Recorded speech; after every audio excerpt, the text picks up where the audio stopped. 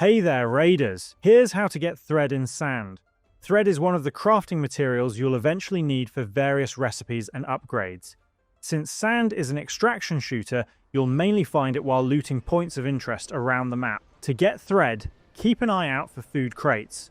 Open any lootable containers you come across and look for the crates marked with the cow icon. While they're mostly meant for food supplies, they can also contain thread. Since loot spawns are randomized, you may need to search multiple locations before finding what you need. Your best chance is usually in larger points of interest, especially the named locations scattered across the islands. As you loot, stay alert for hostile raiders, creatures, or other players that may be nearby. And if you're leaving your trampler behind while exploring, make sure it's parked somewhere relatively safe so it doesn't become an easy target. Once you find thread, simply extract successfully to bring it home and add it to your inventory.